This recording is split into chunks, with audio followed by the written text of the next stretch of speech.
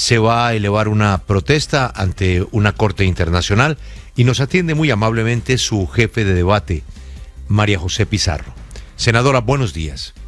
Muy buenos días, Julio. Un saludo y a toda la mesa de trabajo y a todos los oyentes, como siempre, un gran abrazo.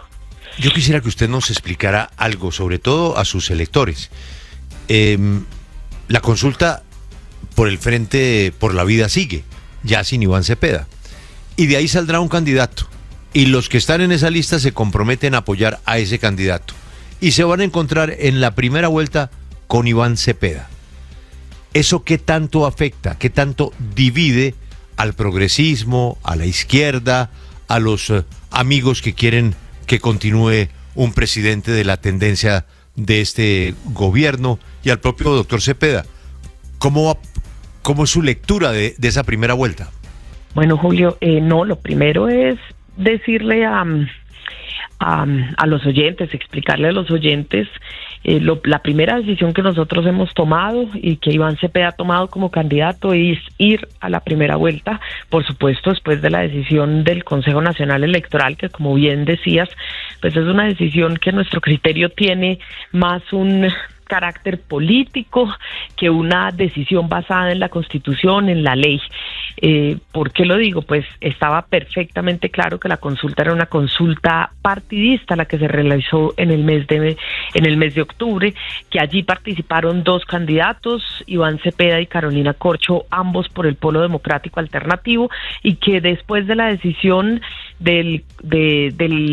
las autoridades electorales, pues el Partido Unión Patriótica y el Partido Comunista, que aún no nos habíamos podido fusionar en un solo partido precisamente por las demoras del Consejo Nacional Electoral en la toma de las decisiones ante ese hecho sobreviniente, pues renuncian a participar en la consulta y por lo tanto la consulta quedó con un carácter partidista. Por eso pues la sorpresa de la decisión. Pero además Álvaro Hernán Prada, uno de los magistrados del Consejo Nacional Electoral, que hace parte y que ha sido mencionado y que está procesado dentro del proceso que lleva, que se adelanta en este momento en la Corte Suprema de Justicia ante el Tribunal de Casación por soborno de testigos contra Álvaro Uribe Vélez, pues es uno de los magistrados del Consejo Nacional Electoral. Pero uno de los conjueces además trabajó en la empresa de la Espriella Lawyers, es decir, del candidato Abelardo de la Espriella, no se declaró impedido, como sí lo hizo su antecesor, y por lo tanto, pues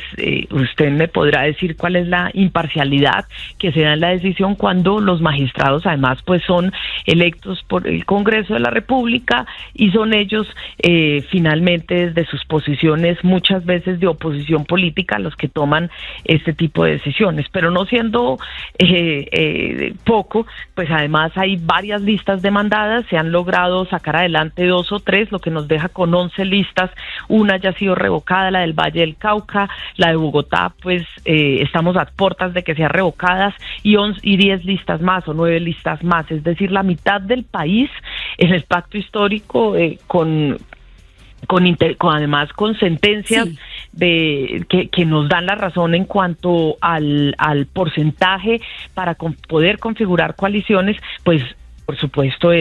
por eso nosotros hemos dicho realmente es un golpe a la democracia y a la voluntad de millones de electores. Frente a la pregunta, lo que nosotros esperamos es que sin Iván Cepeda y sin el sector progresista y de izquierda del país, pues no hay consulta progresista, sí, y lo que debería suceder, y esperamos que se dé de manera muy pronta, es una conversación entre los candidatos que iban a participar en la consulta del Frente por la Vida, y que esta consulta pues finalmente no se realice porque no tiene sentido si no está el bloque progresista y de izquierda del país. No sería una consulta de izquierda, y eso sí se lo decimos a los electores. La consulta pues básicamente sin Iván Cepeda no tiene ningún sentido, y por lo tanto nosotros hemos llamado a nuestra militancia, a nuestros seguidores, que no son pocos, a acompañarnos en la primera vuelta presidencial. Senadora, ¿usted qué opina de lo que ha dicho Camilo Romero, quien también está en esta consulta del Frente por la Vida? Y es que Roy Barreras no representa al progresismo. Incluso su colega, el senador Wilson Arias, dijo en su cuenta de X: el ex senador Roy Barreras tiene que saber que su propuesta de recomponer la consulta excluyendo a Iván Cepeda debilita y divide al progresismo. No, yo pues no voy a entrar en este tipo de apreciaciones. Yo creo que Roy Barreras tiene que definitivamente reconsiderar su posición de avanzar en la consulta. Todo lo contrario, lo que debería suceder es que lleguemos a un acuerdo y que finalmente podamos ir juntos como se había establecido ya sin el mecanismo democrático electoral, que era lo mejor, porque así se construye la democracia, así se fortalecen las posiciones ideológicas, pues es precisamente en democracia pues llegar a un acuerdo y avanzar todos juntos hacia la primera vuelta presidencial, y eso es lo que debería suceder, y yo creo que ese debe ser la siguiente conversación que se tenga. Por lo demás, pues lo que nosotros esperamos, pues por supuesto, es que los electores tengan, y lo tienen perfectamente claro, somos la fuerza política más grande de este país, pues no puede darse una consulta de los sectores progresistas sin el candidato progresista, que es Iván Cepeda. En todo caso, senadora, yo creo que es bueno también contar a los oyentes que en lo que usted mencionaba, más allá del caso Cepeda, de las listas del pacto histórico en Bogotá y en el Valle del Cauca, en el caso de lo que está pasando en Bogotá, el origen de esa pelea está dentro del pacto histórico. Una asesora de su hermana, Claudia Calao, fue la persona que interpuso ese recurso y ese derecho de petición, porque le parece que con esas cremalleras no están respetando las listas. Y yo creo que también es bueno aclarar, senadora, que ustedes tienen hasta el 8 de febrero para arreglar lo de las listas. Nadie los está dejando por fuera. Ustedes están dejando la impresión de que es que no se va a poder votar por el pacto histórico, y eso no es cierto. Pues mira, dos reflexiones. La primera, más allá de la denuncia, pues bueno, allá hay un acuerdo que quedó firmado en la registraduría donde se establecían pues unos parámetros para la conformación de las listas. Hay una demanda que no ha sido definida, y es la demanda contra la lista de Bogotá que ha puesto el ex magistrado Farfán, que denuncia la lista ya no solo por la composición de la lista, es decir, se garantiza o no el criterio de paridad en función de las elecciones, o si se mantiene el voto popular, sino que está demandando el 15% permitido para establecer una coalición entre el Pacto Histórico y Colombia Humana, que como ustedes saben no ha podido ingresar a pesar de la solicitud, de la voluntad de sus militantes al Pacto Histórico, y por lo tanto pues en función de las sentencias que existen en esta materia, pues se inscribió una lista en coalición, y esa decisión no se ha tomado. Esa decisión es la que se debería tomar en el día de hoy, y si se sigue la misma línea que ha manejado el Consejo Nacional Electoral, pues estaríamos ante una situación similar a la situación del Valle del Cauca. Y aquí la pregunta es, ¿nos van a permitir inscribir dos listas?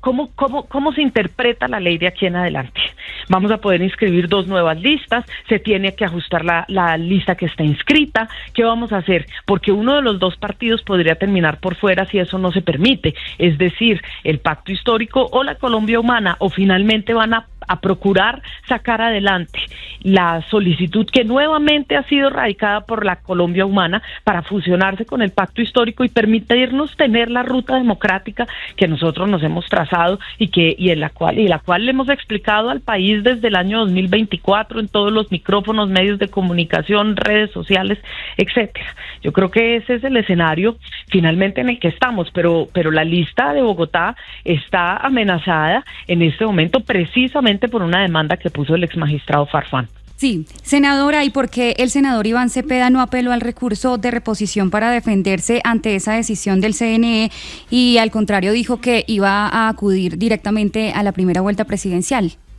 Porque mira, nosotros no, y me preguntaban el otro día en un medio de comunicación precisamente que nosotros cómo interpretábamos el tema precisamente de garantías electorales. Una de las garantías electorales pues era garantizar que el candidato que hoy está punteando en las encuestas, que hace parte de la fuerza política más importante del país, pudiese participar en la consulta teniendo en cuenta pues todo lo que yo ya les he dicho anteriormente. Es decir, aquí se participó en una consulta partidista, se dejó perfectamente claro en una pregunta que además jamás respondió el Consejo Nacional Electoral, que eso se presentó ante la Comisión de Garantías Electorales y que se participaría el 8 de marzo en una consulta interpartidista.